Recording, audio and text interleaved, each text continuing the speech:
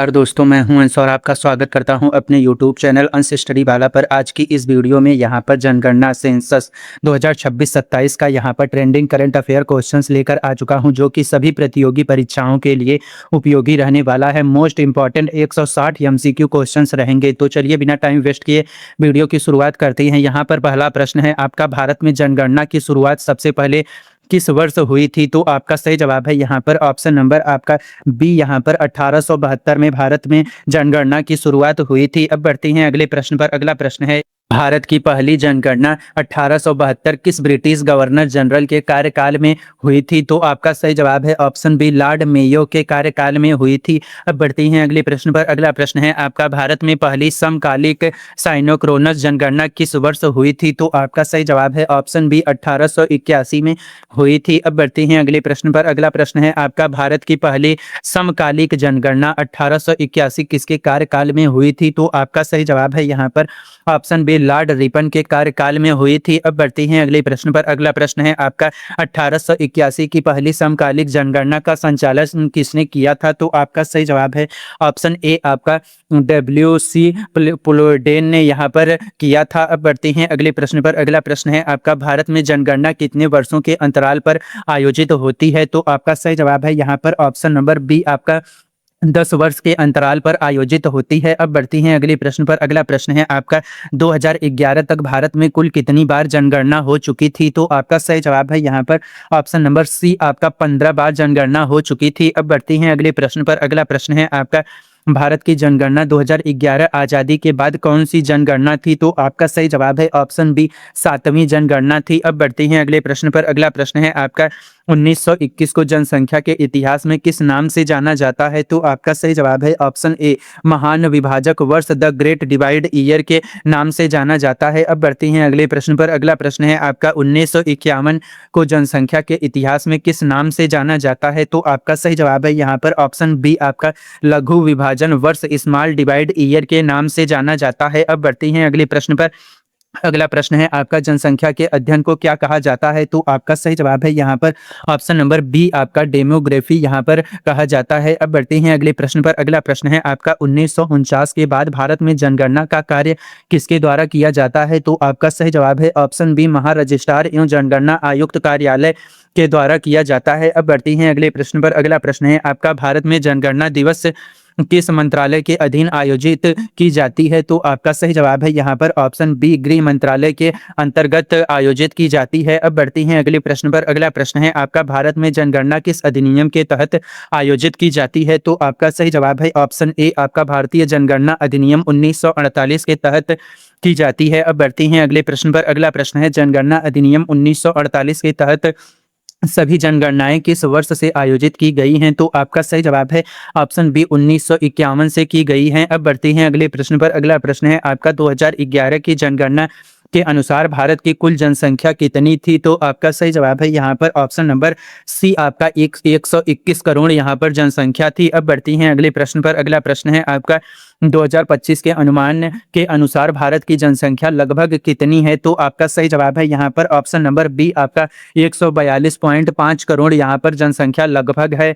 अब बढ़ती हैं अगले प्रश्न पर। अगला प्रश्न है, 2021 की जनगणना किस कारण से स्थगित कर दी गई थी? तो आपका सही जवाब है यहाँ पर ऑप्शन बी, आपका कोविड-19 महामारी के कारण स्थगित कर दी गई थी। अब बढ़ती हैं अगले प्रश्न पर। अगला प्रश्न है आपका, भारत की आगामी जनगणना 2026-27 स्वतंत्रता के बाद कौन सी जनगणना होगी? तो आपका सही जवाब है यहाँ पर ऑप्शन सी, आपका 8वीं जनगणना होगी। अब बढ़ते हैं अगले प्रश्न पर। अगला प्रश्न है आपका, भारत की आगामी जनगणना 2026-27 कुल मिलाकर कौन सी जनगणना होगी? तो आपका सही जवाब है यहाँ पर ऑप्शन नंबर सी, आपका 16वीं जनगणना होगी। अब बढ़ते हैं अगले प्रश्न पर। अगला प्रश्न है आपका, आगामी जनगणना के लिए केंद्र सरकार ने अधिसूचना किस तारीख को जारी की थी? तो आपका सही जवाब है यहाँ पर ऑप्शन बी, 16 जून 2025 को जारी की थी। अब बढ़ती हैं अगले प्रश्न पर। अगला प्रश्न है आपका, आगामी जनगणना की सबसे बड़ी विशेषता क्या है? तो आपका सही जवाब है ऑप्शन ए, आपका यह पूरी तरह डिजिटल जनगणना होगी। अब बढ़ते हैं अगले प्रश्न पर। अगला प्रश्न है आपका, भारत की डिजिटल जनगणना 2026-27 में डेटा किसी माध्यम से एकत्र किया जाएगा? तो आपका सही जवाब है ऑप्शन बी, मोबाइल ऐप और वेब पोर्टल से एकत्र किया जाएगा। अब बढ़ते हैं अगले प्रश्न पर।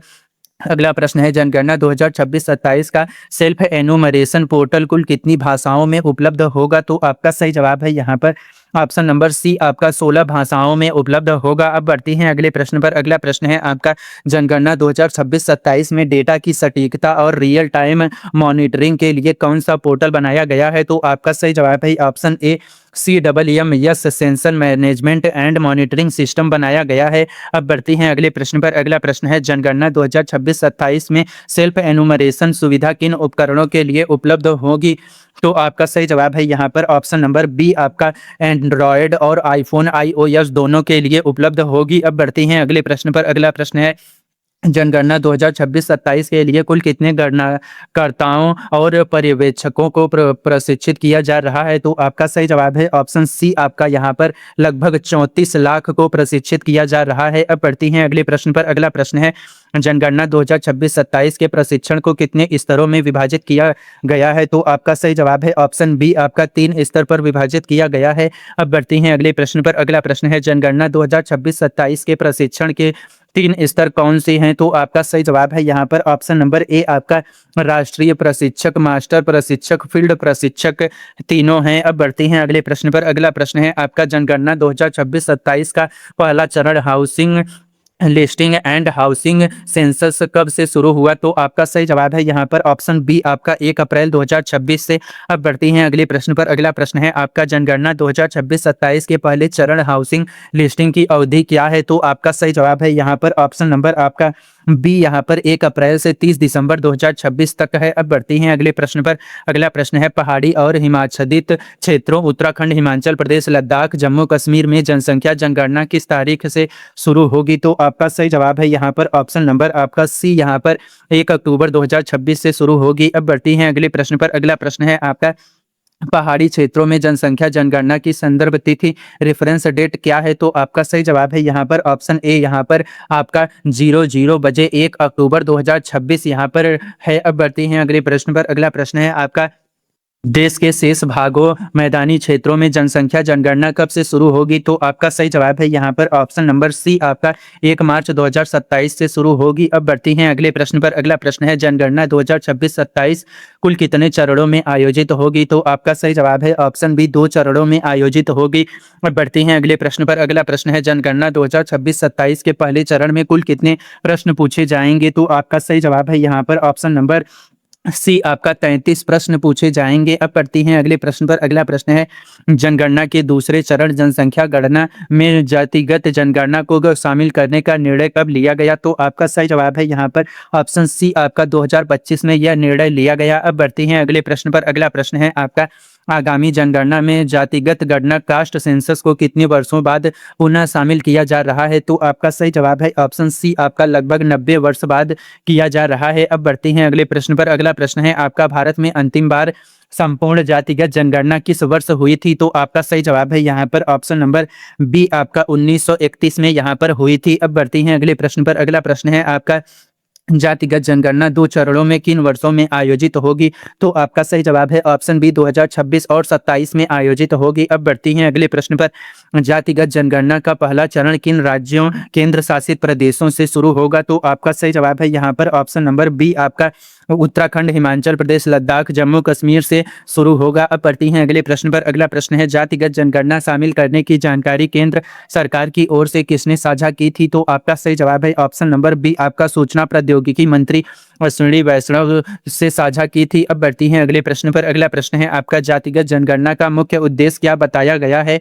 तो आपका सही जवाब है यहाँ पर ऑप्शन नंबर ए, आपका सामाजिक और आर्थिक असमानताओं को समझना बताया गया है। अब बढ़ती हैं अगले प्रश्न पर। अगला प्रश्न है आपका जातिगत जनगणना से पहले किन राज्यों ने अपने स्तर पर जातिगत सर्वेक्षण कराए थे? तो आपका सही जवाब है ऑप्शन नंबर ए, आपका बिहार, तेलंगाना और कर्नाटक। अब बढ़ते हैं अगले प्रश्न पर। अगला प्रश्न है जातिगत जनगणना 2026-27 का उपयोग किस नीति में महत्वपूर्ण भूमिका निभाएगा? तो आपका सही जवाब है यहाँ पर ऑप्शन ए, आरक्षण नीति और कल्याणकारी योजनाएं यहाँ पर निभाएगा। अब बढ़ती हैं अगले प्रश्न पर। अगला प्रश्न है आपका जातिगत जनगणना डेटा का उपयोग किस वर्ग की उचित गणना के लिए किया जाएगा? तो आपका सही जवाब है यहाँ पर ऑप्शन नंबर आपका ए यहाँ पर अन्य पिछड़ा वर्ग ओबीसी के द्वारा किया जाएगा। अब बढ़ती हैं अगले प्रश्न पर।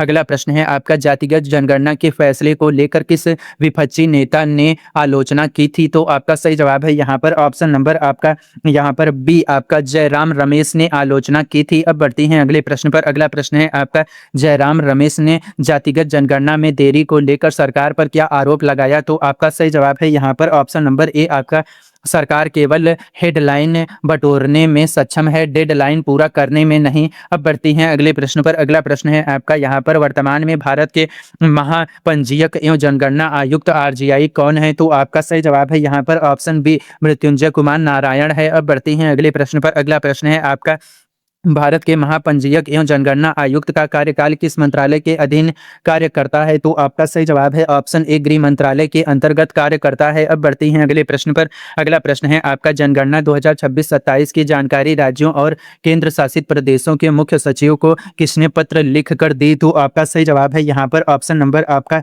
बी, यहाँ पर भारत के महापंजीयक एवं जनगणना आयुक्त ने यहाँ पर पत्र लिख कर दी। अब बढ़ती हैं अगले प्रश्न पर। अगला प्रश्न है आपका, जनगणना संबंधी वेबसाइट का विकास एवं रख रखाव किसके द्वारा किया जाता है? तो आपका सही जवाब है ऑप्शन बी, आपका भारत के रजिस्ट्रार जनरल और जनगणना आयुक्त कार्यालय के द्वारा किया जाता है। अब बढ़ती हैं अगले प्रश्न पर। अगला प्रश्न है, भारत सरकार की आधिकारिक जनगणना वेबसाइट किस डोमेन पर उपलब्ध है? तो आपका सही जवाब है यहाँ पर ऑप्शन ए, censusindia.gov.in इस पर उपलब्ध है। अब बढ़ती हैं अगले प्रश्न पर।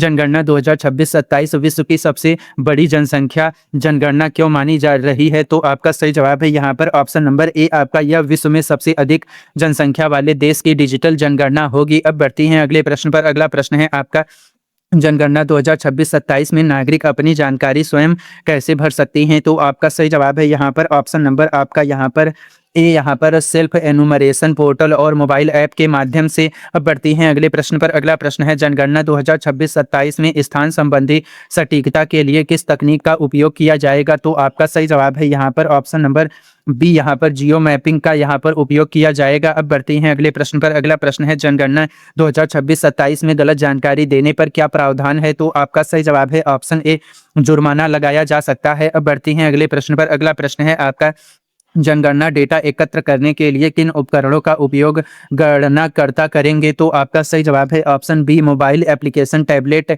यहाँ पर करेंगे। अब बढ़ती हैं अगले प्रश्न पर। अगला प्रश्न है, भारत में हर जनगणना के बाद जनसंख्या डेटा किस प्रारूप में सार्वजनिक किया जाता है? तो आपका सही जवाब है ऑप्शन बी, यहाँ पर एक्सेल सहित विभिन्न प्रारूपों में किया जाता है। अब बढ़ती हैं अगले प्रश्न पर। 2011 की जनगणना में साक्षरता दर की गणना किस आयु वर्ग के आधार पर की गई थी?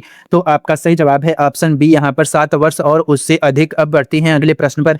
अगला प्रश्न है आपका, 2011 की जनगणना के अनुसार भारत का लिंगानुपात प्रति 1000 पुरुषों पर महिलाएं कितना था? तो आपका सही जवाब है यहाँ पर ऑप्शन नंबर सी, आपका 953 था। अब बढ़ते हैं अगले प्रश्न पर। अगला प्रश्न है आपका, 2011 की जनगणना के अनुसार भारत की साक्षरता दर लगभग कितनी थी? तो आपका सही जवाब है ऑप्शन सी, 74.04% थी। अब बढ़ती हैं अगले प्रश्न पर। अगला प्रश्न है, 2011 की जनगणना के अनुसार जनसंख्या की दृष्टि से भारत का सबसे बड़ा राज्य कौन सा है? तो आपका सही जवाब है ऑप्शन बी, उत्तर प्रदेश आपका सबसे बड़ा राज्य है। अब बढ़ती हैं अगले प्रश्न पर। अगला प्रश्न है आपका, 2011 की जनगणना के अनुसार क्षेत्रफल की दृष्टि से भारत का सबसे बड़ा राज्य कौन सा था तेलंगाना विभाजन से पहले? तो आपका सही जवाब है यहाँ पर ऑप्शन नंबर बी, आपका यहाँ पर राजस्थान था। अब बढ़ती हैं अगले प्रश्न पर। 2011 की जनगणना के अनुसार भारत का सबसे कम जनसंख्या वाला राज्य कौन सा है? तो आपका सही जवाब है यहाँ पर ऑप्शन नंबर ए, आपका सिक्किम है। अब बढ़ती हैं अगले प्रश्न पर। 2011 की जनगणना के अनुसार सबसे अधिक साक्षरता दर वाला राज्य कौन सा है? तो आपका सही जवाब है यहाँ पर ऑप्शन ए,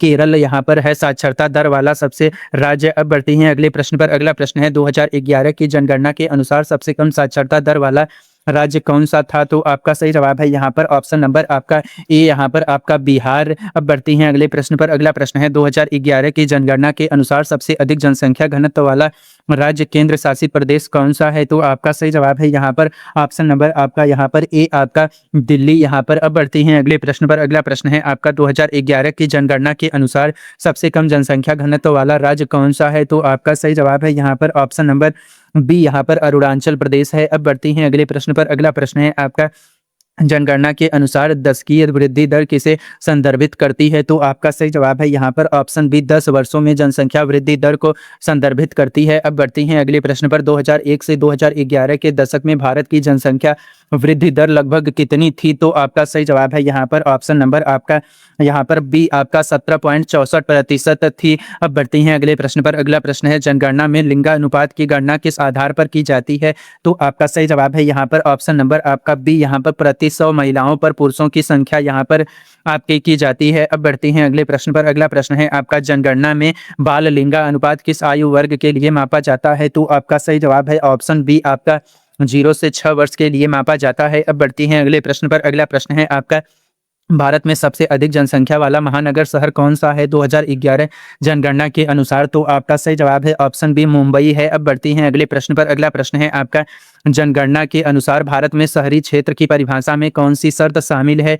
तो आपका सही जवाब है यहाँ पर ऑप्शन नंबर आपका यहाँ पर ए, आपका न्यूनतम जनसंख्या 5000 और जनसंख्या घनत्व 400 वर्ग किमी यहाँ पर आपका है। अब बढ़ती हैं अगले प्रश्न पर। अगला प्रश्न है आपका, भारत की जनगणना में साक्षर व्यक्ति की परिभाषा क्या है? तो आपका सही जवाब है यहाँ पर ऑप्शन नंबर ए, आपका जो किसी भाषा में पढ़ और लिख सकता है। अब बढ़ते हैं अगले प्रश्न पर। अगला प्रश्न है आपका, विश्व में जनसंख्या की दृष्टि से भारत का वर्तमान स्थान क्या है? तो आपका सही जवाब है यहाँ पर ऑप्शन नंबर आपका बी, यहाँ पर सबसे अधिक जनसंख्या वाला देश। अब बढ़ती हैं अगले प्रश्न पर। अगला प्रश्न है आपका, भारत ने जनसंख्या के मामले में किस देश को पीछे छोड़कर विश्व का सबसे अधिक जनसंख्या वाला देश बनने का दर्जा हासिल किया? तो आपका सही जवाब है यहाँ पर ऑप्शन नंबर बी, आपका चीन ने यहाँ पर दर्जा हासिल किया। अब बढ़ती हैं अगले प्रश्न पर। अगला प्रश्न है, संयुक्त राष्ट्र जनसंख्या कोष UNFPA की रिपोर्ट के अनुसार भारत किस वर्ष विश्व का सबसे अधिक जनसंख्या वाला देश बना? तो आपका सही जवाब है यहाँ पर ऑप्शन सी, 2023 में बना। अब बढ़ते हैं अगले प्रश्न पर। अगला प्रश्न है, 2026 कनाडा की जनगणना किस वर्ष आयोजित हो रही है? तो आपका सही जवाब है ऑप्शन बी, आपका 2026 में यहाँ पर आयोजित हो रही है। अब बढ़ती हैं अगले प्रश्न पर। अगला प्रश्न है, विश्व में जनगणना सामान्यतः किस अंतर्राष्ट्रीय संस्था के दिशा निर्देशों के अनुसार आयोजित की जाती है? तो आपका सही जवाब है यहाँ पर ऑप्शन ए, आपका संयुक्त राष्ट्र सांख्यिकी प्रभाग की जाती है। अब बढ़ती हैं अगले प्रश्न पर। अगला प्रश्न है आपका, जनगणना 2027-26 के में हाउसिंग लिस्टिंग चरण में किस प्रकार की जानकारी एकत्र की जाएगी? तो आपका सही जवाब है ऑप्शन ए, मकानों और बुनियादी सुविधाओं की जानकारी एकत्र की जाएगी। अब बढ़ती हैं अगले प्रश्न पर। अगला प्रश्न है आपका, यहाँ पर जनगणना का दूसरा चरण जनसंख्या गणना किस प्रकार की जानकारी एकत्र करता है? तो आपका सही जवाब है यहाँ पर ऑप्शन नंबर आपका यहाँ पर ए, यहाँ पर व्यक्तिगत जनसांख्यिकीय, सामाजिक, आर्थिक और सांस्कृतिक जानकारी एकत्र करता है। अब बढ़ती हैं अगले प्रश्न पर। जनगणना 2026-27 अधिसूचना जारी होने के बाद पहले चरण के लिए किस प्रकार का प्रशिक्षण चरणबद्ध तरीके से आयोजित हुआ? तो आपका सही जवाब है यहाँ पर ऑप्शन नंबर आपका ए, यहाँ पर 3 स्तरीय राष्ट्रीय मास्टर फील्ड प्रशिक्षण आयोजित हुआ। अब बढ़ती हैं आगे। जनगणना प्रश्नावली में पूछे जाने वाले प्रश्नों की संख्या निर्धारित करने का अधिकार किसके पास है? तो आपका सही जवाब है यहाँ पर ऑप्शन बी, आपका केंद्र सरकार गृह मंत्रालय के माध्यम से है। अब बढ़ती हैं अगले प्रश्न पर। अगला प्रश्न है आपका, जनगणना डेटा को गोपनीय रखने का प्रावधान किस अधिनियम में है? तो आपका सही जवाब है यहाँ पर ऑप्शन नंबर ए, आपका जनगणना अधिनियम 1948 में है। अब बढ़ती हैं आगे। जनगणना अधिनियम 1948 के अनुसार जनगणना डेटा का उपयोग किस प्रयोजन के लिए नहीं किया जा सकता है? तो आपका सही जवाब है यहाँ पर ऑप्शन नंबर आपका ए, यहाँ पर कानूनी साक्ष्य या न्यायिक कार्रवाई में नहीं किया जा सकता है। अब बढ़ती हैं आगे। जनगणना का उपयोग किन क्षेत्रों में नीति निर्माण हेतु किया जाता है? तो आपका सही जवाब है ऑप्शन ए, आपका यहाँ पर स्वास्थ्य, शिक्षा, आवास और रोजगार योजनाएं के लिए किया जाता है। अब बढ़ते हैं अगले प्रश्न पर। अगला प्रश्न है आपका, पीएम आवास योजना जैसी योजनाएं के लाभार्थी की पहचान के लिए किस डेटा का उपयोग होता है? तो आपका सामाजिक, आर्थिक एवं जाति जनगणना SECC डेटा का उपयोग होता है। अब बढ़ती हैं आगे। यहाँ पर मनरेगा के लिए धनराशि आवंटन में किस जनगणना डेटा की भूमिका महत्वपूर्ण मानी जाती है? ग्रामीण कल्याण संबंधी जनगणना डेटा की यहाँ पर भूमिका महत्वपूर्ण मानी जाती है। अब बढ़ते हैं आगे। जनगणना में शिक्षा से संबंधित छात्रवृत्ति वितरण किस आधार पर होता है? तो आपका आर्थिक स्थिति के आधार पर एकत्र जनगणना डेटा से होता है। अब बढ़ती हैं आगे। जनगणना 2026-27 में डेटा संग्रहण कार्य की निगरानी के लिए किस प्रकार की व्यवस्था बनाई गई है? तो आपका वास्तविक समय रियल टाइम मॉनिटरिंग सिस्टम बनाई गई है। अब बढ़ती हैं आगे। जनगणना कार्य में संलग्न गणनाकर्ता सामान्यतः किस विभाग से होती हैं? तो आपका शिक्षा और अन्य सरकारी विभाग अस्थायी रूप से प्रतिनियुक्त होते हैं। अब बढ़ती हैं आगे। जनगणना का महत्व किस क्षेत्र में सबसे अधिक माना जाता है? तो आपका नीति निर्माण, संसाधन आवंटन और योजना क्रियान्वयन में माना जाता है। अब बढ़ती हैं अगले प्रश्न पर। अगला प्रश्न है आपका परिसीमन डेलिमिटेशन की प्रक्रिया के लिए कौन सा डेटा आधार होता है? तो आपका जनगणना जनसंख्या डेटा आधार होता है। अब बढ़ती हैं आगे। यहाँ पर भारत में लोकसभा और विधानसभा सीटों के परिसीमन पर वर्तमान में किस जनगणना के आधार पर रोक फ्रीज है? तो आपका 1971 की जनगणना पर रोक फ्रीज है। अब बढ़ती हैं आगे। संविधान के अनुसार परिसीमन पर रोक कब तक के लिए है? तो आपका पहली जनगणना जो 2026 के बाद प्रकाशित हो तक। अब बढ़ती हैं आगे अगले प्रश्न पर। जनगणना डेटा का उपयोग वित्त आयोग द्वारा किस प्रयोजन हेतु किया जाता है? तो आपका राज्यों के बीच करों के हस्तांतरण का निर्धारण के लिए किया जाता है। अब बढ़ती हैं आगे। जनगणना में कार्यशील जनसंख्या वर्किंग पॉपुलेशन की गणना किस आयु वर्ग में की जाती है? तो आपका 15 से 59 वर्ष में की जाती है। अब बढ़ती हैं आगे। जनगणना में प्रवासन माइग्रेशन डेटा किस उद्देश्य से एकत्र किया जाता है? आंतरिक और अंतर्राष्ट्रीय जनसंख्या गतिशीलता को समझने के लिए किया जाता है। तो अभी तक मैंने आपको 100 प्रश्न जनगणना रिलेटेड करा दिए हैं। वीडियो अच्छा लग रहा हो तो लाइक करते रहिए, चैनल को सब्सक्राइब करते रहिए और अपने दोस्तों के साथ वीडियो को शेयर करना ना भूलिए। चलिए बढ़ती हैं अगले प्रश्न पर। अगला प्रश्न है जनगणना में धार्मिक जनसंख्या का डेटा किस उद्देश्य से एकत्र किया जाता है? तो आपका सही जवाब है यहाँ पर ऑप्शन नंबर आपका यहाँ पर सही जवाब है ऑप्शन ए। आपका यहाँ पर सामाजिक सांस्कृतिक नीति निर्माण एवं शोध हेतु यहाँ पर किया जाता है। अब बढ़ती हैं आगे अगले प्रश्न पर। अगला प्रश्न है भारत में विकलांगता डिसेबिलिटी डेटा जनगणना में किस वर्ष से एकत्र किया जा रहा है? तो आपका सही जवाब है यहाँ पर ऑप्शन नंबर ए। आपका 1981 से किया जा रहा है।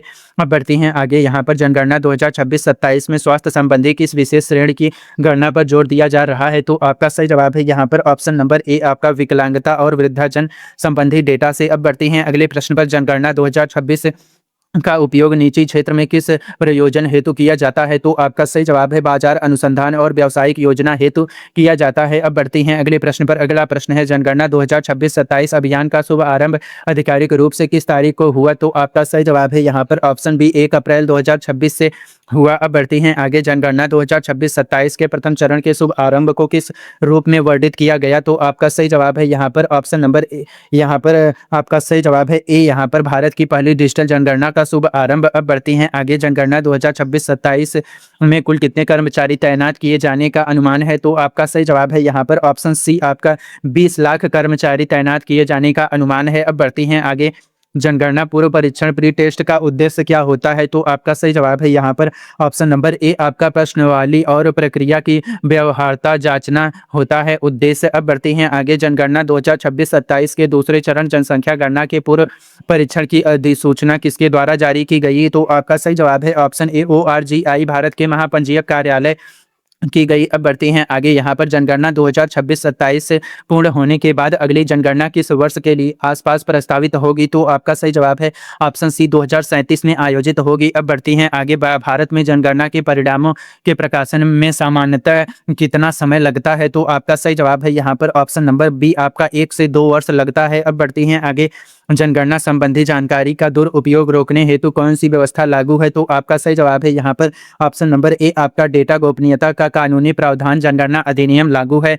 अब बढ़ती हैं आगे। जनगणना 2026-27 का आयोजन विश्व की जनसंख्या के किस अनुपात को कवर करेगा? भारत की हिस्सेदारी। तो आपका सही जवाब है यहाँ पर ऑप्शन नंबर बी। आपका लगभग 18% यहाँ पर। अब बढ़ती हैं आगे। भारत की जनगणना में ग्रामीण और शहरी क्षेत्रों का वर्गीकरण किसके आधार पर किया जाता है? तो आपका सही जवाब है यहाँ पर ऑप्शन नंबर ए। आपका जनसंख्या घनत्व और गैर कृषि रोजगार प्रतिशत पर किया जाता है। अब बढ़ती हैं आगे। जनगणना डेटा किस प्रकार स्तर तक विस्तृत रूप में उपलब्ध होता है? तो आपका सही जवाब है ऑप्शन ए। राज्य, जिला, उप जिला और गाँव स्तर तक उपलब्ध होता है। अब बढ़ती हैं आगे। भारत में जनगणना कार्य के लिए अस्थायी रूप से किन कर्मचारियों को प्रतिनियुक्त किया जाता है? तो आपका सही जवाब है ऑप्शन ए। आपका स्कूल शिक्षकों और अन्य सरकारी कर्मचारियों को। अब बढ़ती हैं अगले प्रश्न पर। अगला प्रश्न है जनगणना 2026-27 में भाषा संबंधी डेटा एकत्र करने का उद्देश्य क्या है? तो आपका सही जवाब है ऑप्शन ए। आपका मातृभाषा और बहुभाषिकता की स्थिति को समझना। अब बढ़ती हैं आगे। जनगणना में रोजगार संबंधी डेटा को किन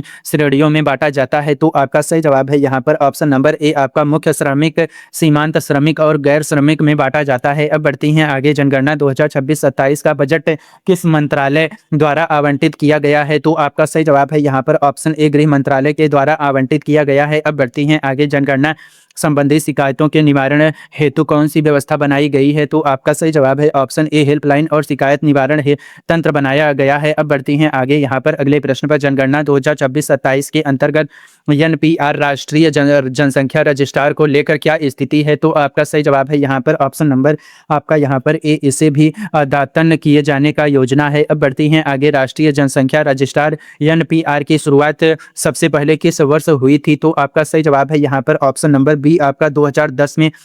अब बढ़ती हैं आगे। जनगणना और एनपीआर के बीच मुख्य अंतर क्या है? तो आपका सही जवाब है यहाँ पर ऑप्शन ए, जनगणना सांख्यिकीय है जबकि एनपीआर निवासियों का रजिस्ट्रार है। अब बढ़ती हैं आगे। जनगणना 2026-27 का पूरा होना भारत के किस अगले बड़े प्रशासनिक कार्य को प्रभावित करेगा? तो आपका सही जवाब है यहाँ पर ऑप्शन नंबर आपका ए, यहाँ पर परिसीमन डेलिमिटेशन ऑफ कॉन्स्टिट्यूएंसी पर यहाँ पर प्रभावित करेगा। अब बढ़ती हैं आगे। 2011 की जनगणना के अनुसार भारत में कुल कितने राज्य और केंद्र शासित प्रदेश थे? तो आपका सही जवाब है यहाँ पर ऑप्शन नंबर बी आपका 29 राज्य 7 केंद्र शासित प्रदेश थे। अब बढ़ती हैं आगे। वर्तमान में भारत में कुल कितने राज्य हैं? तो आपका सही जवाब है यहाँ पर ऑप्शन नंबर आपका यहाँ पर सही जवाब है बी, 28 यहाँ पर कुल राज्य हैं। अब बढ़ती हैं आगे। वर्तमान में भारत में कुल कितने केंद्र शासित प्रदेश हैं? तो आपका सही जवाब है यहाँ पर ऑप्शन नंबर आपका सी, यहाँ पर 8 वर्तमान में भारत में कुल केंद्र शासित प्रदेश हैं। अब बढ़ती हैं आगे। जनगणना में साक्षरता दर की गणना किस जनसंख्या के आधार पर की जाती है? तो आपका सही जवाब है यहाँ पर ऑप्शन नंबर बी आपका 7 वर्ष और उससे अधिक आयु की जनसंख्या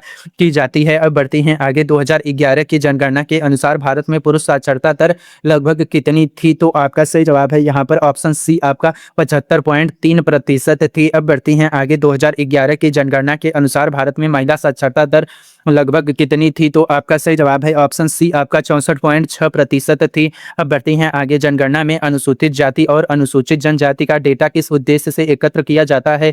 तो आपका सही जवाब है यहाँ पर ऑप्शन ए, आरक्षण नीति और कल्याण योजनाओं के क्रियान्वयन हेतु किया जाता है। अब बढ़ती हैं आगे। 2011 की जनगणना के अनुसार भारत की जनसंख्या में अनुसूचित जाति का प्रतिशत लगभग कितना था? तो आपका सही जवाब है ऑप्शन बी आपका 16.6% था। अब बढ़ती हैं आगे। 2011 की जनगणना के अनुसार भारत की जनसंख्या में अनुसूचित जनजाति का प्रतिशत लगभग कितना था? तो आपका सही जवाब है यहाँ पर ऑप्शन बी 8.6% था।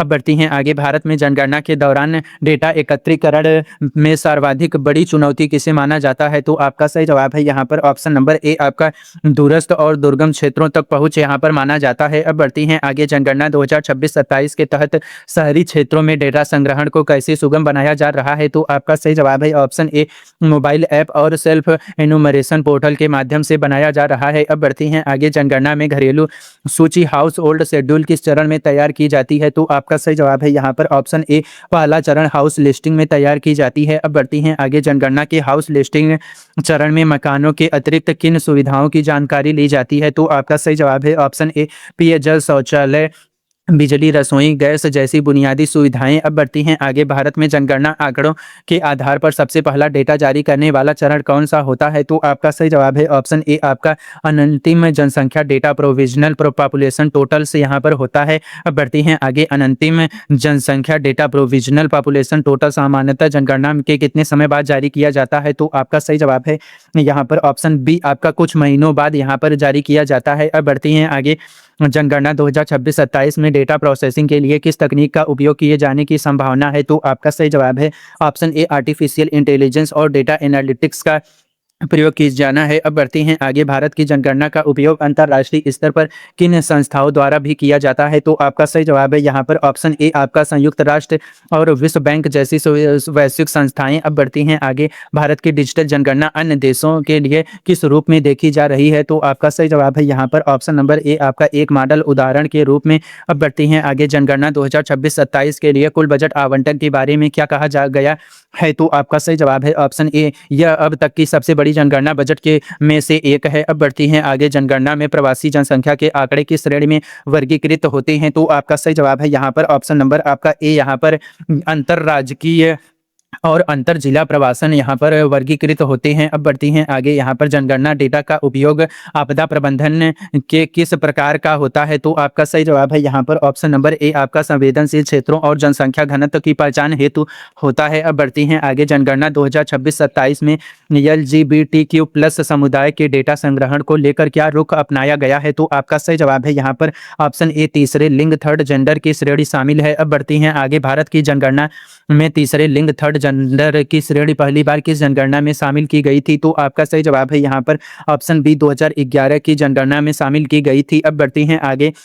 जनगणना 2011 के अनुसार भारत में थर्ड जेंडर की जनसंख्या लगभग कितनी दर्ज की गई थी? तो आपका सही जवाब है यहाँ पर ऑप्शन नंबर बी 4.9 लाख यहाँ पर दर्ज की गई थी। अब बढ़ती हैं अगले प्रश्न पर। अगला प्रश्न है, जनगणना डेटा किस स्तर पर निर्वाचन क्षेत्र के पुनर्धिकरण में उपयोग होता है? तो आपका सही जवाब है यहाँ पर ऑप्शन नंबर ए आपका लोकसभा और विधानसभा दोनों स्तर पर। अब बढ़ती हैं आगे। भारत में अंतिम परिसीमन आयोग का गठन किस वर्ष हुआ था? तो आपका सही जवाब है ऑप्शन बी 2002 में हुआ था। अब बढ़ती हैं आगे। जनगणना और मतदाता सूचिका के में क्या अंतर है? तो आपका सही जवाब है यहाँ पर ऑप्शन नंबर आपका यहाँ पर सही जवाब है ए। यहाँ पर आपका जनगणना संपूर्ण जनसंख्या की गणना है, जबकि मतदाता सूची केवल मात्र मतदाताओं की है। बढ़ते हैं अगले प्रश्न पर। अगला प्रश्न है, जनगणना 2026-27 में जनगणना कर्मियों की सुरक्षा हेतु क्या व्यवस्था की गई है? तो आपका सही जवाब है ऑप्शन ए स्थानीय प्रशासन और पुलिस का सहयोग। अब बढ़ती हैं आगे। जनगणना 2026-27 अभियान को बढ़ावा देने के लिए सरकार द्वारा किस प्रकार का प्रचार किया जा रहा है? तो आपका सही जवाब है ऑप्शन ए आपका मीडिया विज्ञापन और जागरूकता अभियान। अब बढ़ते हैं आगे। अगले प्रश्न पर। जनगणना संबंधी जानकारी के लिए हेल्पलाइन नंबर किस स्तर पर उपलब्ध कराए गए? तो आपका सही जवाब है यहाँ पर ऑप्शन नंबर आपका ए। यहाँ पर राष्ट्रीय और राज्य दोनों स्तर पर कराए गए हैं। अब बढ़ती हैं आगे। भारत की जनगणना में भाग लेना नागरिकों के लिए कैसा है? तो आपका सही जवाब है यहाँ पर ऑप्शन ए आपका कानूनी रूप से अनिवार्य है। अब बढ़ती हैं आगे। जनगणना में जानकारी न देने या गलत जानकारी देने पर जनगणना अधिनियम 1948 के तहत क्या हो सकता है? तो आपका सही जवाब है ऑप्शन ए जुर्माना और या कानूनी कार्रवाई हो सकता है। अब बढ़ती हैं आगे। जनगणना 2026-27 भारत के किस विजन से जुड़ी हुई मानी जा रही है? तो आपका सही जवाब है यहाँ पर ऑप्शन नंबर ए आपका विकसित भारत @2047। अब बढ़ती हैं अगले प्रश्न पर।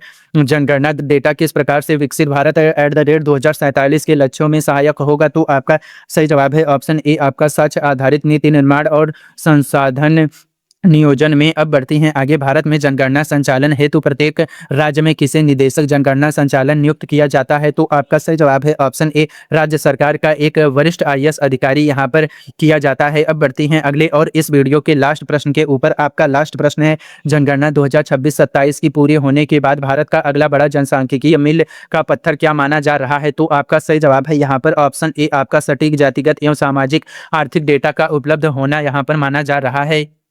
तो ये रहे आपके जनगणना रिलेटेड आपके 160 प्रश्न मैंने आपको करा दिए। वीडियो अच्छा लगा हो तो लाइक कर दीजिए, चैनल को सब्सक्राइब कर लीजिए। मिलते हैं ऐसी ही और इन्फॉर्मेटिव वीडियो के साथ। तब तक के लिए पढ़ते रहिए, आगे बढ़ते रहिए।